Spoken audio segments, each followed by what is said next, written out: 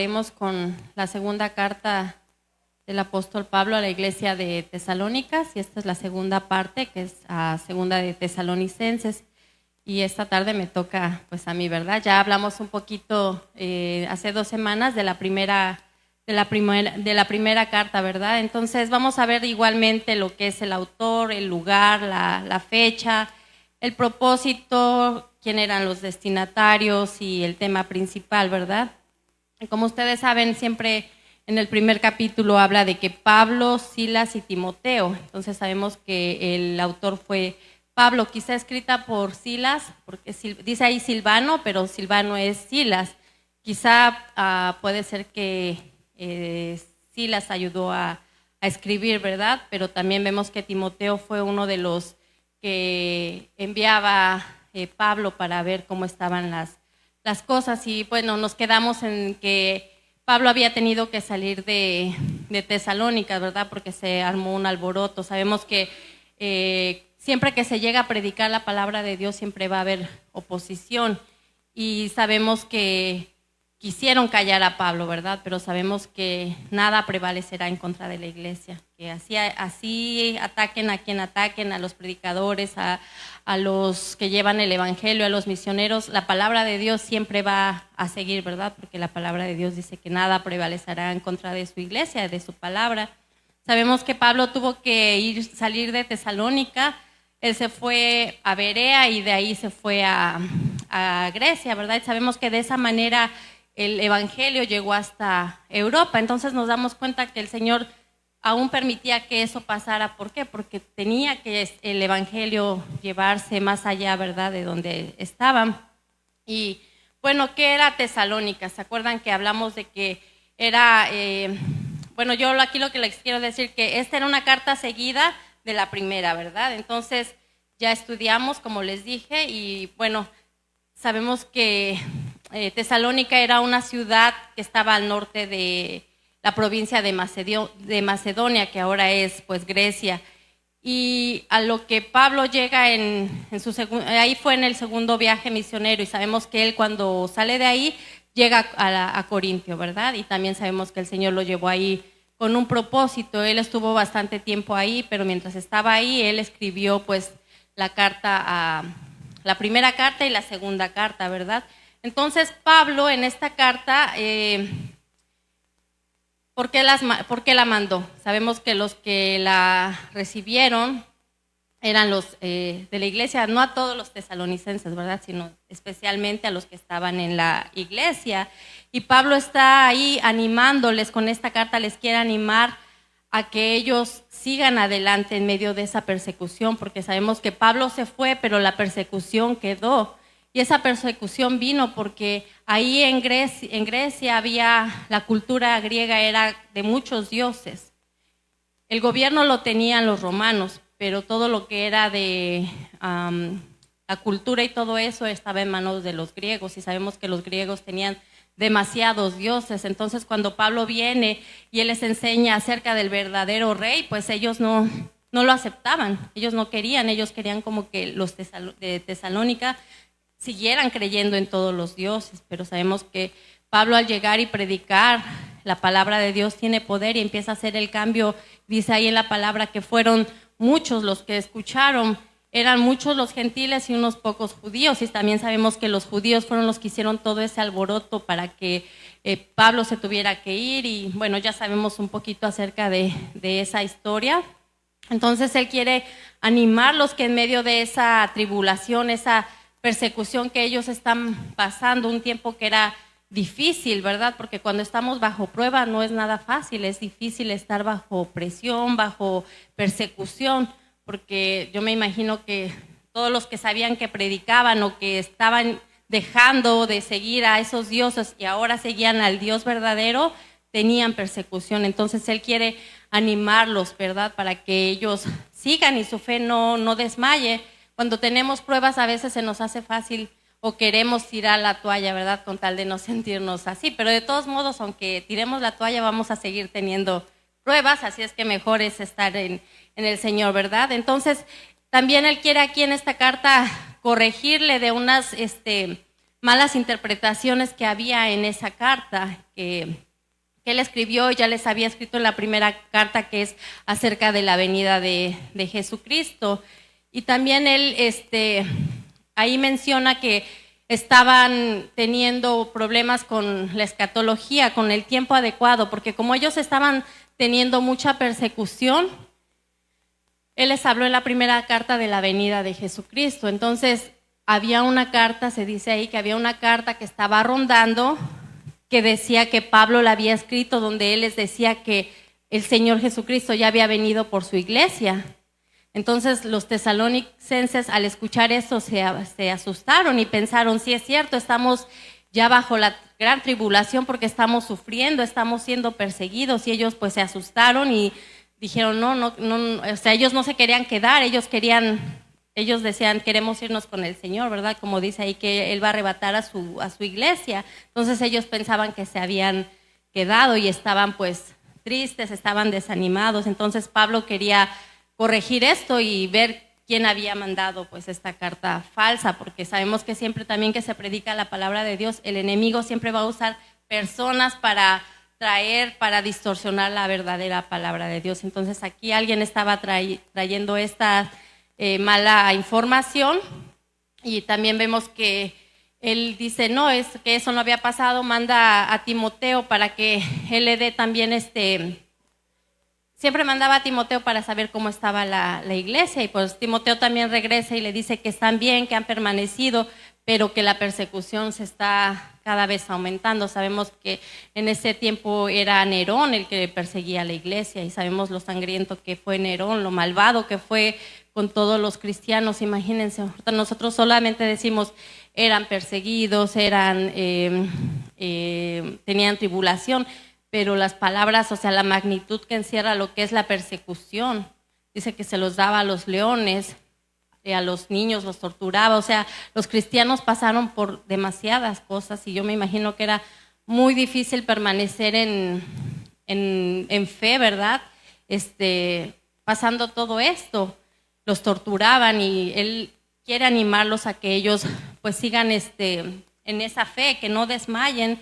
Y pues porque Pablo, yo creo, pensaba: si ellos siguen siendo así, pueden perder la fe. ¿Se acuerdan que nosotros siempre oramos por los hermanos misioneros, que sobre todas las cosas ellos permanezcan en la fe en el Señor, ¿verdad? Porque eso es lo que les va a dar el ánimo para seguir, las fuerzas, la esperanza. Y así también aquí, y eso también es para nosotros, que en medio de cualquier tribulación, cualquier persecución, cualquier problema, tiempo difícil que tengamos, nosotros permanezcamos en la fe en el Señor, que sigamos adelante.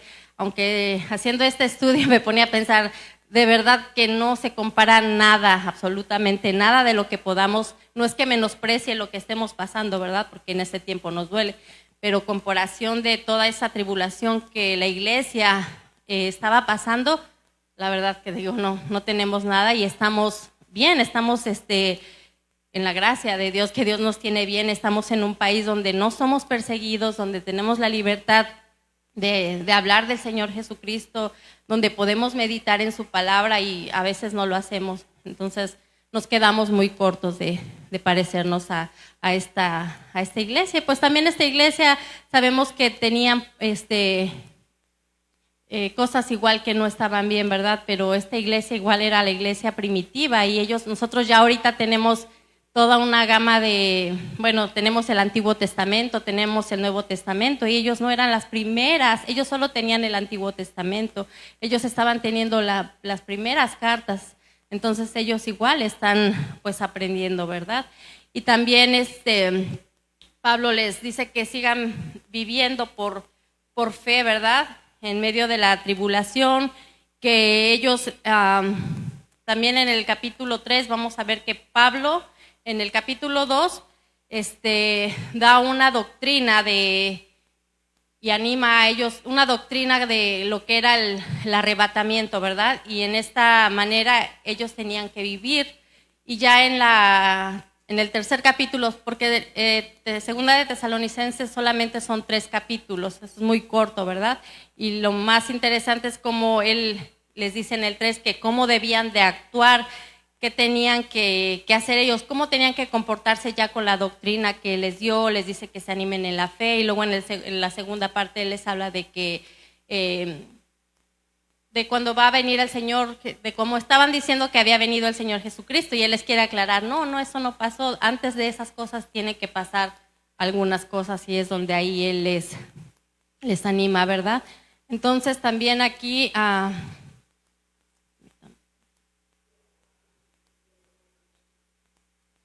perdón, pues también aquí nosotros podemos aprender un poquito acerca, ¿verdad? De que cuando nosotros estamos en pruebas, Dios quiere que nosotros también estemos en esa fe, ¿verdad? Y bueno, en el primer capítulo vemos que Él empieza saludándolos, ¿verdad?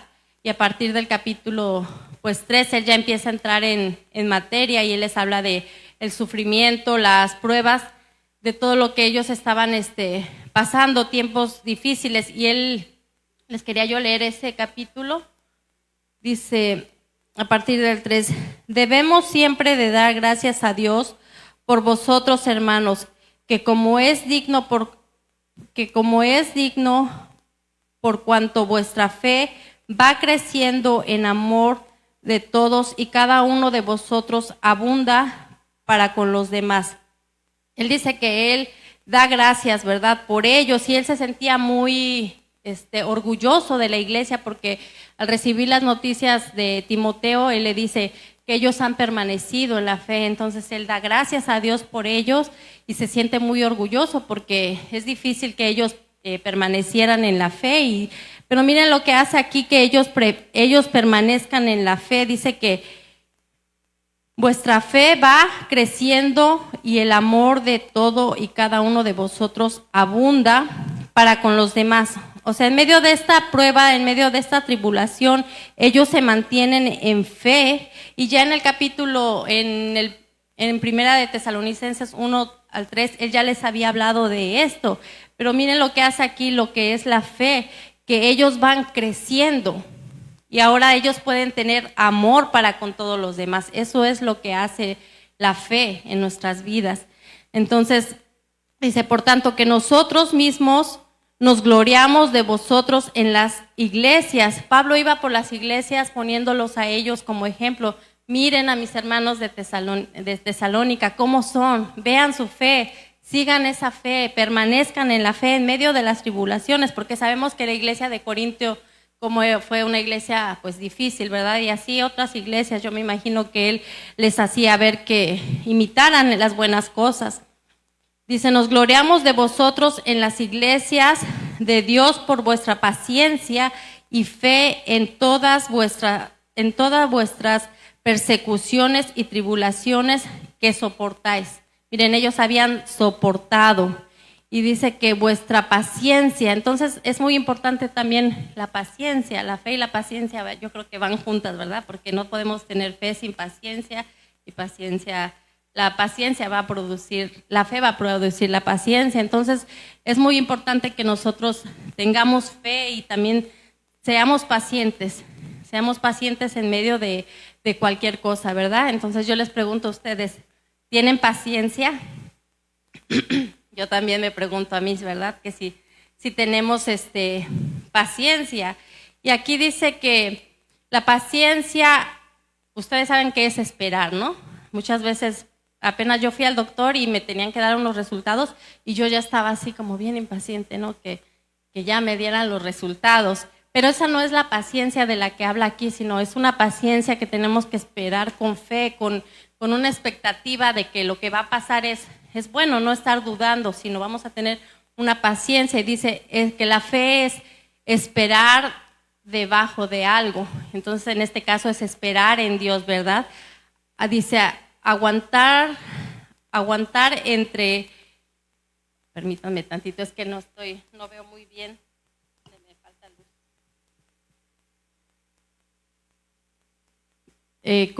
Dice no aguantar con una expectativa, ¿verdad? Entonces nosotros tenemos que aguantar, que tener fe. Y ya sabemos que cuando tenemos pruebas se desarrolla nuestra fe. Y Dios permite esas pruebas por una razón, porque Él quiere que nosotros crezcamos en fe. Entonces el Señor estaba permitiendo que esta iglesia y la iglesia primitiva, yo creo, ellos pasaran por estos procesos para que su fe se desarrollara. Y lo mismo pasa en nuestras vidas, en nuestro ministerio, en la iglesia. Pasamos por diferentes persecuciones, pruebas, sufrimientos, lo que sea. Entonces nuestra fe se tiene que desarrollar, nuestra paciencia también. Y a veces nos encontramos, aunque decimos que tenemos fe, al momento de que nos pasa algo, nos damos cuenta. ¿Y cómo nos vamos a dar cuenta que no tenemos fe? Cuando tenemos que usarla. Entonces tenemos que saber que si nuestra fe no está siendo realmente eficaz como debe de ser, tenemos que hacer algo, porque yo escuchaba de alguien que decía, es muy fácil creer en Dios, pero ya cuando estás en la prueba es muy difícil creerle a Dios. Entonces tenemos que creerle al Señor y tenemos que tener esa paciencia. Entonces el apóstol Pablo los anima a ellos a que estén fuertes, a que estén pacientes y que sigan hasta el final, ¿verdad? Y eso nos corresponde a nosotros. Estamos en este mundo, estamos de pasada, estamos pasando el desierto y vamos a tener pruebas, vamos a tener persecución, vamos a tener muchas cosas, no sabemos. Y si no lo estamos pasando ahorita, algún día lo vamos a pasar. Entonces tenemos que estar fuertes, tenemos que estar con fe, no puesta en nosotros, no puesta en el gobierno, como hacían en Tesalónica, que al principio, como les decía, querían que la fe estuviera en el gobierno, en los romanos. No, nuestra fe debe de estar puesta en Jesucristo, porque en Él tenemos todo.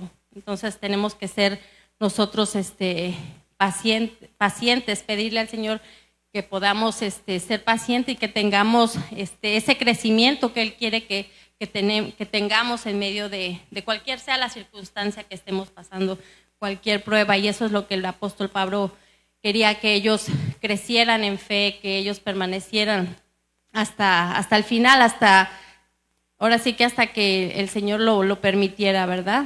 Entonces también vemos que en el capítulo 2, aparte de la tribulación que ellos estaban pasando, había, en el capítulo 2 habla de la doctrina que les dije, y en el capítulo 3 de una conducta cristiana, ¿verdad? Primero lo que tienen que creer y luego lo que tienen que reflejar. ¿Qué es lo que ellos tenían que creer y qué es lo que ellos tenían que reflejar, ¿verdad? Él les empieza a hablar de que ellos, como les dije, muchos estaban diciendo que el Señor ya había venido, ¿verdad? Que el Señor ya había llevadose a su pueblo y estaban pues afligidos, porque ¿quién se quiere quedar? Nadie se quiere quedar. Entonces Él les habla y les dice de que primero tenía que pasar la apostasía, tenía que revelarse el hombre de pecado y el hijo de perdición. El hombre de pecado, el hijo de perdición, que sabemos que es el anticristo. Les dice, es que ellos pensaban que cuando estaban en ese tiempo ya podía pasar todo, mas no sabían que hasta el día de hoy, ¿verdad? Seguimos esperando la venida, pero de que va a venir, va a venir. Pero Él les dice ahí que antes que eso, les dice, no, antes de que venga el Señor, tiene que pasar pues la apostasía, y sabemos que la apostasía es negar la fe, dejar de creer en el Señor, pero tiene que ser una apostasía total, ¿verdad?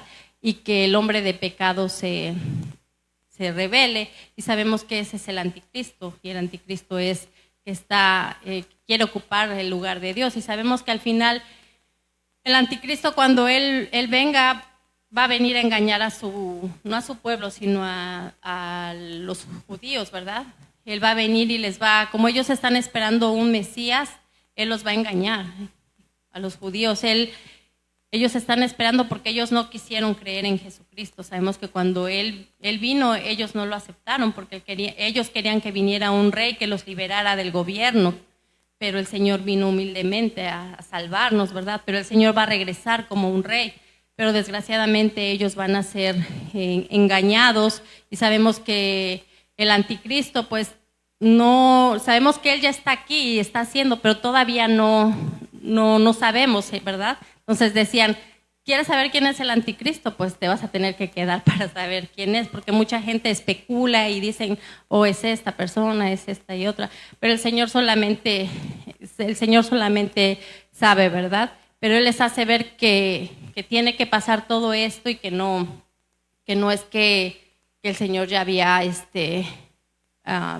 venido ni se había llevado a su iglesia, que podían estar tranquilos, ¿verdad?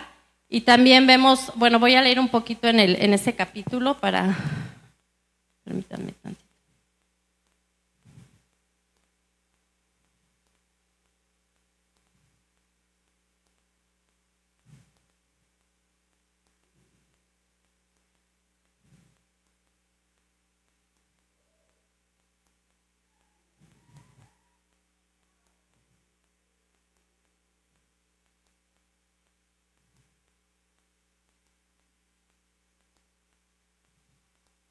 Dice, pero con respecto a la venida de nuestro Señor Jesucristo y nuestra reunión con Él, os rogamos, hermanos, que no os dejéis mover fácilmente de vuestro modo de pensar, ni os conturbéis ni por espíritu, ni por palabra, ni por carta, como si fuera nuestra en el sentido que el día del Señor el Señor estará cerca. Entonces él aquí les anima que no se dejen, dice, no se dejen de cautivar su pensamiento por cosas, Señor, por causa de otras personas, ¿verdad? Entonces le dice, para que no os dejéis mover fácilmente de vuestro modo de pensar. Lo que pasa es que nosotros todo lo que creemos nos afecta en nuestro diario vivir. Y si ellos estaban pensando estas cosas, pues ellos se iban a afectar en su diario vivir. Y Él les anima que no lo hagan, ¿verdad? Dicen que no se dejen mover fácilmente de nuestro modo de pensar, ni os conturbéis ni por espíritu ni por palabra, porque sabemos que ha hecho caso a esa carta, ¿verdad? Dice, ni por carta como si fuera nuestra, en el sentido de que el día del Señor está cerca. Bueno, aquí les está diciendo de eso, y nadie engañe en ninguna manera, porque yo vendré sin que antes venga la apostasía y se manifieste el Hijo del Hombre el hijo del hombre, el hijo de perdición, el cual se opone y se levanta contra todo lo que es llamado Dios o es objeto de culto, tanto que se sienta en el templo del Dios como Dios, haciéndose pasar por Dios. Pues aquí sabemos que está hablando de que es cuando el anticristo se va a sentar en el templo, ¿verdad? Que él se hace pasar como Dios, y por eso es que es el anticristo, porque él quiere imitar a Dios, y es cuando van a ser ellos engañados. ¿No os acordáis que cuando yo estaba todavía con vosotros os decía esto, y ahora vosotros sabéis lo que defiende, a fin de que a su debido tiempo se manifieste, porque ya está en acción? Es lo que le digo, que el anticristo ya está en acción, él ya está haciendo de las suyas, ¿verdad? Solamente falta que se manifieste. Porque ya está en acción el ministerio de la iniquidad, solo que hay quien al presente lo detiene. Entonces, ¿quién es el que lo detiene? Es el Espíritu Santo que mora en la iglesia, ¿verdad? Entonces es por eso porque sabemos que muchas personas han hecho mal, como les decía de Nerón, que persiguió, ¿verdad? Y quizá en él actuó el espíritu del anticristo. Luego vemos a Hitler y así, ¿verdad? Ahorita no sabemos exactamente quién sea, ¿verdad? Pero dice que la iglesia, o sea, el Espíritu de Dios es el que detiene toda esa maldad. ¿Por qué? Porque nosotros estamos siempre orando, pidiéndole al Señor que guardes, y el Señor por misericordia, ¿verdad? Dice que entonces hay alguien, ¿verdad?, que lo detiene, y sabemos que es el Espíritu Santo que mora dentro de la iglesia. Solo hay quien al presente lo detiene, dice, hasta que a la vez sea quitado. Sabemos que cuando sea el rapto, pues va a ser quitado y pues ya va a quedar ahora sí que el campo abierto para que el anticristo pues haga de las suyas, ¿verdad? Y es donde va a venir la gran tribulación, donde lamentablemente todos aquellos que no quisieron aceptar al Señor en este momento, lo despreciaron y no quisieron, desgraciadamente van a quedarse a sufrir toda esta gran tribulación que va a ser algo terrible. Entonces también sabemos que en la primera carta Él les dice que Dios no nos ha llamado a ira, ¿verdad? Que nosotros como sus hijos, Dios nos va a librar de esa ira, de esa gran tribulación. Y qué bonito saber que nosotros vamos a ser librados de esa gran tribulación y que no vamos a pasar, que no estamos llamados para pasar esa ira. Y es, yo le doy, digo, ay Señor, gracias porque te conozco y porque no vamos a pasar eso. Entonces nosotros pues tenemos que tener también, se puede decir, misericordia, ¿verdad?, de nuestros familiares, de la gente que no conoce del Señor, porque va a ser algo terrible, va a ser algo muy duro y la gente, yo creo que en ese momento se van a acordar en algún momento de quién les presentó la palabra de Dios y no quisieron. Entonces, cualquier persona que me esté viendo, si ustedes no han aceptado al Señor Jesucristo como su único y suficiente Salvador, acéptenlo en esta noche, acéptenlo, abran su corazón para Él y entreguen sus vidas, que el Señor los pueda librar de esta ira venidera que va a pasar, ¿verdad?, de este mundo. Entonces, pues aquí el Señor les está hablando de eso, ¿verdad?, de que se va a manifestar, dice, se va a manifestar el espíritu inicuo, a quien el Señor matará, dice, con el espíritu de su boca. Sabemos que cuando el Señor vaya a destruir al anticristo y a todos ellos, no es que va a venir con guerra, dice que con su boca los va a destruir, dice, con el resplandor de su venida.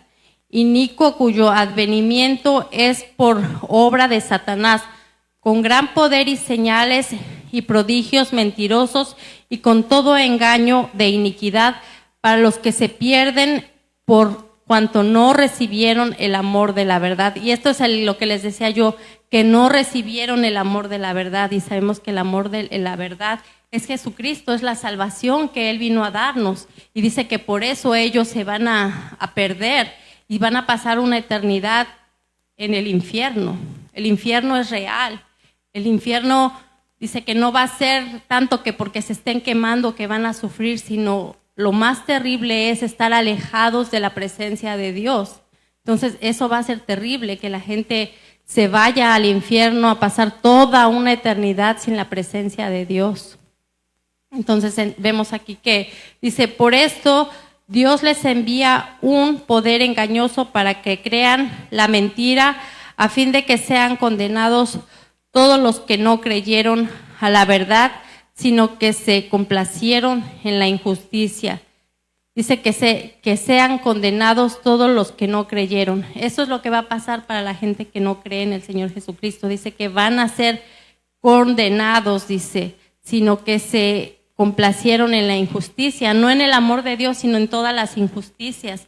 Entonces, mi invitación es a todos aquellos que se han complacido hasta el día de hoy en la injusticia, que se vuelvan al Señor, que abran su corazón al Señor y que le pidan perdón y que puedan ustedes aceptar a Jesucristo de emergencia, porque estamos ya viviendo los últimos tiempos. Aquí vemos que el Señor tarde o que temprano va a venir y queremos que todos, dice, procedan. El Señor quiere que todos procedan al arrepentimiento, ¿verdad? Entonces de todo esto les habla Pablo, ¿verdad? De lo que va a pasar, de cómo tenía que ser antes de que viniera el arrebatamiento, ¿verdad? Y luego nos pasamos al capítulo 3. Dice, por los demás hermanos, orad nosotros para que la palabra del Señor corra y sea glorificada, así como lo fue entre vosotros. Bueno, acá Pablo les está diciendo que oren, siempre Pablo les está pidiendo que oren, y esto, cuando yo leí esto, digo, qué humilde era Pablo, ¿verdad? porque quizá él podía decir, oh, yo no necesito la oración, yo he predicado, yo sé, yo fui criado a los pies de Gamaliel, pero él les dice que oren por él para que la palabra de Dios crezca, que la palabra de Dios se expanda, ¿verdad? Que el propósito que él tenía se pudiera cumplir. Entonces él les dice que, y que sea, dice, que la palabra de Dios sea glorificada así como lo fue entre vosotros. El deseo de Pablo es que en todas las iglesias el Señor sea glorificado por medio de las vidas de ellos, ¿verdad?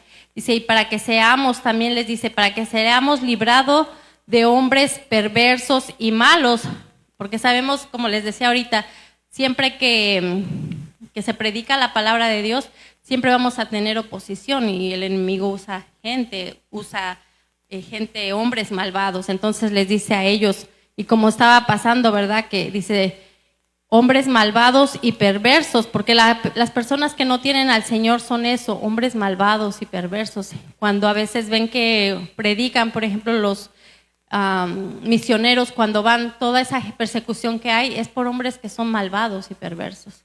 Entonces él le dice aquí que seamos librados de esos hombres malvados y perfectos, porque no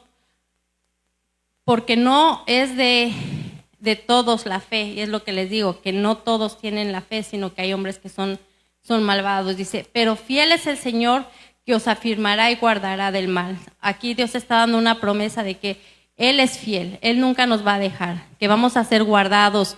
Aunque estemos pasando y digamos estamos viendo el mal, el Señor nos va a guardar, el Señor nos va a dar las fuerzas, el Señor va a hacer así como estaba haciendo con los tesalonicenses, ¿verdad? Dice que Él es fiel. Entonces nosotros siempre descansemos en la fidelidad de Dios. Lo dice, y tenemos confianza respecto a vosotros en el Señor, en que hacéis y haréis lo que os hemos mandado, y el Señor encamine vuestros corazones. Ahí les está diciendo que el Señor sea el que encamine sus corazones al amor de Dios y a la paciencia de Cristo, como les hablé en el primer capítulo, ¿verdad? Y luego aquí habla de un deber que era de trabajar, ¿verdad? Porque como muchos sabían que el Señor venía, habían dicho, bueno, si el Señor ya viene, ¿para qué trabajo? Y no sé si alguna vez a ustedes les pasó eso. Cuando yo estaba más chica y siempre de la iglesia decían, el Señor ya viene, el Señor ya viene. Yo decía, bueno, si ya viene, ¿por qué tengo que estudiar? ¿Por qué tengo que hacer todo? Yo quiero esperar al Señor, pero no es así.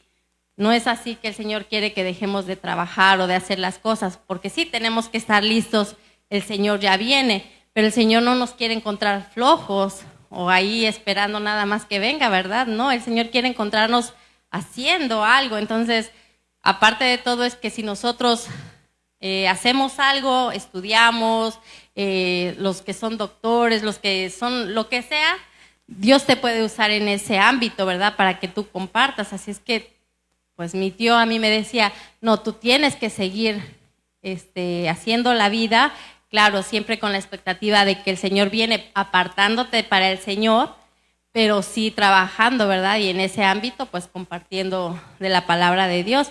Entonces, aquí en esta iglesia había muchos así, que estaban diciendo, bueno, si el Señor ya viene, yo ya no voy a trabajar. Y estaban viviendo de la ayuda que daban los romanos. Entonces, Pablo, a él no le gustó eso, porque la palabra de Dios dice que debemos de trabajar, ¿verdad? Y dice que el que no trabaja, que no coma.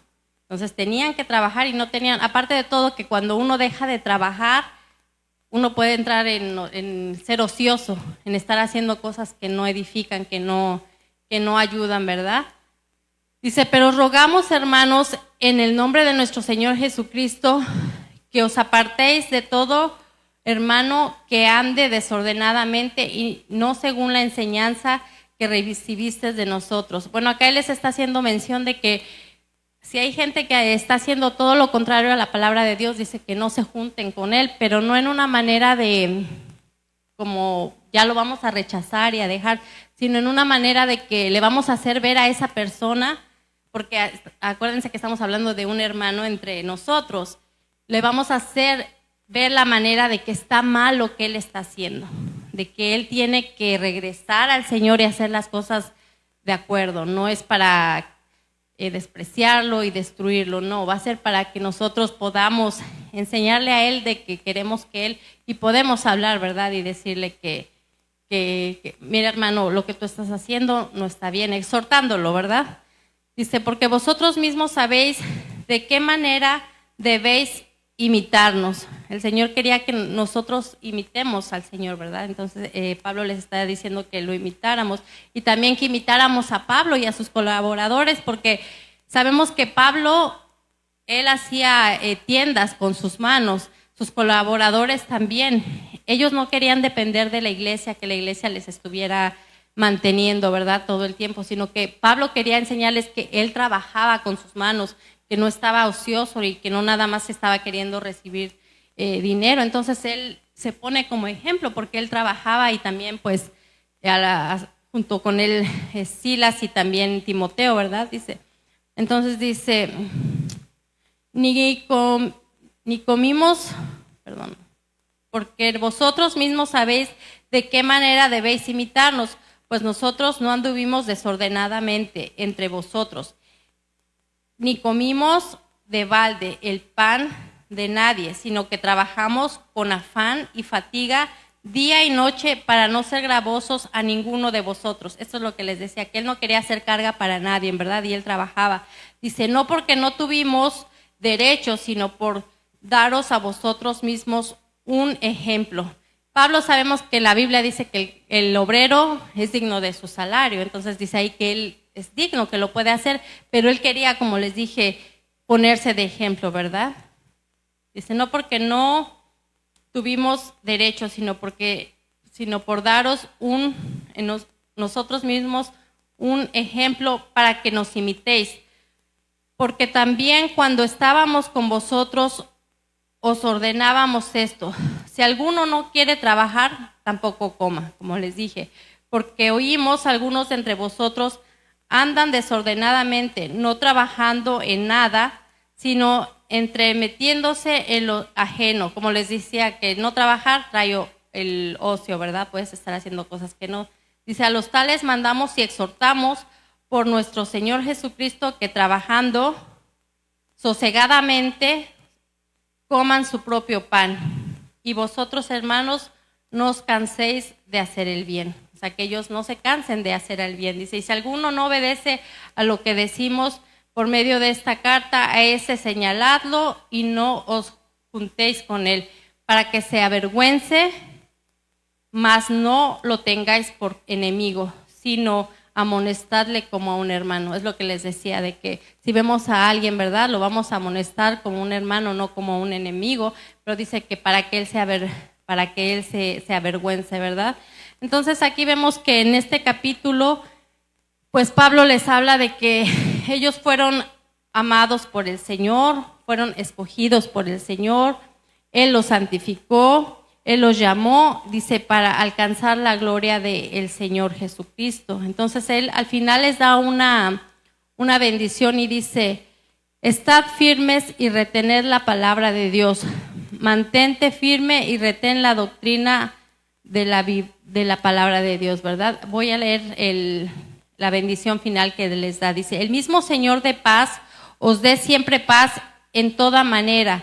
El Señor sea con todos vosotros. La salutación es de mi propia mano. Aquí Él les está diciendo que ese saludo es de su propia mano, o sea, que lleva su propia firma, para que no haya otra vez esa confusión con la carta que andaba rondando, que era falsa, ¿verdad? De Pablo, dice que es el signo de toda carta mía. Así escribo, la gracia de nuestro Señor Jesucristo sea con todos vosotros. Pero miren, aquí en el 16 dice, y el mismo Señor dé paz y os dé siempre paz en toda manera. Él al principio siempre les dijo de la paz, y aquí termina también diciéndoles que la paz de Dios siempre esté... Perdón, dice, y el mismo Señor dé paz, os dé siempre paz en toda manera. El Señor sea con todos vosotros. Y eso es lo mismo que el Señor nos dice a nosotros, hermanos. Dice que el Señor nos dé paz, porque sabemos que esa paz que el Señor nos da no es la paz que el mundo nos puede dar. Esa paz que viene de Dios es una paz que bueno, cambia todo, ¿verdad? Estaba escuchando alguien que decía que le dijeron a alguien que pintara un cuadro que representara la paz. Entonces mucha gente, pues, igual, bueno, digo, si a mí me dijeran pinta algo que represente la paz, uno podría poner algo muy tranquilo, el mar, una montaña, ¿no? Que representara la paz, pero dice que ganó un cuadro donde había una tormenta, pero allá en la esquinita había en un lugar una ave, y esa ave estaba ahí tranquila, descansando, y dicen que eso es lo que representa la paz, no la tranquilidad, sino que en medio de la tribulación, en medio de cualquier tormenta, estemos tranquilos. Entonces, nosotros tenemos que ser así, que en medio de cualquier tribulación, en medio de cualquier tormenta, tengamos esa paz que el Señor nos da, la paz que le dio a los tesalonicenses, la paz que entendió Pablo que él podía tener. Pablo les transmitió a los tesalonicenses y nos quiere transmitir a nosotros también esa paz que el Señor nos da en medio de cualquier lugar, porque yo pienso y se ve aquí que Pablo entendió esa paz. Porque imagínense, para haber atravesado todo eso, escribir todas esas cartas paulinas, haber llevado, haber viajado, o sea, un gran misionero, en medio de todas las circunstancias, él permaneció. Y yo sé que el que le dio la paz fue Jesucristo, fue Dios, y esto es lo que él le ayudó a llevar la palabra. Y esa es la paz que nosotros necesitamos, la paz también que el mundo necesita. Esa paz que solamente Dios nos puede dar, nadie más nos puede dar paz más que Jesucristo. El Señor nos promete esa paz y nosotros somos sus hijos. Y dice que mi paz os dejo, mi paz os doy. Yo no la doy como el mundo la da. No se turbe vuestro corazón ni tenga miedo. Entonces nosotros no tenemos que turbarnos, no tenemos que estar preocupados. Y a veces en el diario vivir yo me doy cuenta que estamos preocupados, estamos afanados, aunque tenemos la palabra del Señor, pero eso pasa porque no estamos conectados con el Señor. Nos falta conectarnos con el Señor, nos falta más meditar, nos falta más leer.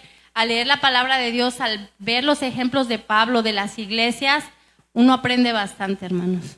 Y uno crece bastante y uno se da cuenta que ese mismo Dios que le habló a Pablo, ese mismo Dios que levantó a Pablo, es el mismo Dios que está con nosotros y quiere hacer lo mismo en nosotros, en nuestras vidas. Como yo les hablaba en la primera carta, que Dios, así como usó a Pablo en ese tiempo, ahora somos nosotros.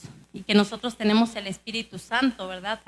Porque fue el Espíritu Santo el que ayudó a Pablo también, el que lo guió donde tenía que ir, donde no tenía que ir, cuándo se tenía que ir, lo que tenía que decir. Ese mismo Espíritu Santo mora en nosotros y quiere hacer vida, quiere que nosotros hablemos por medio del Espíritu Santo.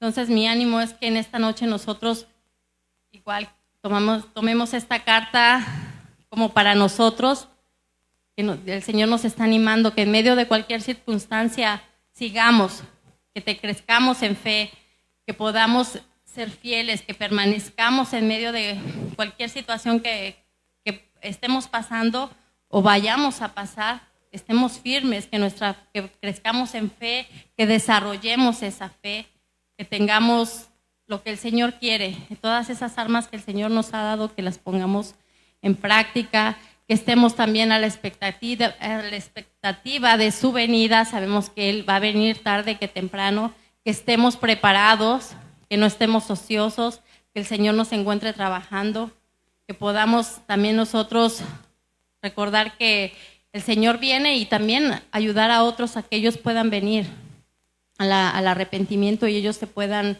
salvar. Tenemos mucha familia que aún no es salva. Sigamos orando, sigamos peleando por ellos, ¿verdad? En oración, en ayuno, hablándoles, no tengamos miedo de hablarles. Así como el apóstol Pablo les decía, nosotros también tenemos ese valor de hablarles, ¿verdad? Y entonces, pues esta es la carta que me tocó a mí traer y espero que haya sido de mucha bendición. Y les animo a que ustedes también, aunque yo ya la pude explicar, me faltaron más cosas, pero son 3 capítulos que muy bien en un ratito se pueden leer y yo sé que vamos a crecer en fe, en amor, en paciencia y vamos a estar a la expectativa de la venida del Señor con otro pensamiento, ¿verdad? Y sabiendo cómo Dios quiere que esperemos esa venida, no nada más que digamos, ya, el Señor va a venir y ya nos vamos, no, cómo quiere encontrarnos para cuando Él venga. Entonces, les animo a que mediten en esta palabra también. Vamos a hacer una oración. Padre Santo, Señor, te damos gracias por tu palabra, Señor, porque tu palabra, Señor, es verdad. Señor, sabemos que tu palabra siempre nos anima a seguir adelante, Señor. Gracias, Padre, por los ejemplos que tú nos dejas, Señor. Nos dejaste por medio del apóstol Pablo, Señor. Te pedimos que tú nos ayudes a crecer, Padre, a poder aprender, Señor, de la iglesia primitiva también, de los tesalonicenses, Señor, que así como Pablo se sentía orgulloso de ellos, Señor, porque habían permanecido en medio de la tribulación, en medio de la persecución, Señor, así tú también, Señor, te alegres de nosotros, Señor, y puedas ver que en medio de cualquier circunstancia, Señor, nuestra fe siempre está puesta en ti, Señor, que esa fe no sea movida, Señor, por nuestros pensamientos, por lo que sentimos, Señor, sino que esa fe sea esa fe que tú quieres, Señor amado, esa fe que tuvieron tus hijos, Señor Pablo, Señor, los tesalonicenses, Señor, y sabemos que no son nada las cosas que pasamos, Señor, a comparación de todo esto, pero tú has querido que veamos esos ejemplos, Señor, y que meditemos, Padre, y que nos ayudes a poder seguir avanzando, Señor. Ayúdanos a esperarte, Señor, porque sabemos que tú vienes pronto, Padre. Tú estás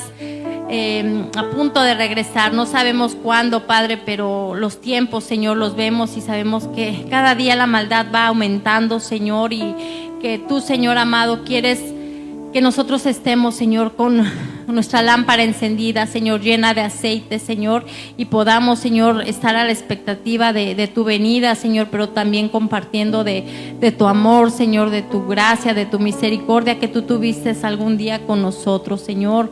Ayúdanos, Señor, a compartir de tu amor, de tu palabra, Señor, para que todos aquellos que no te conocen, Señor, puedan venir al arrepentimiento, Señor. Ayúdanos a poder, Señor, tener esa paz que tú nos das, Señor, esa paz que tú nos prometes, Señor. En medio de cualquier cosa, Señor, estemos firmes, Señor, en lo que hemos creído, que es en Jesucristo, Señor, que es la roca fuerte, mi Dios.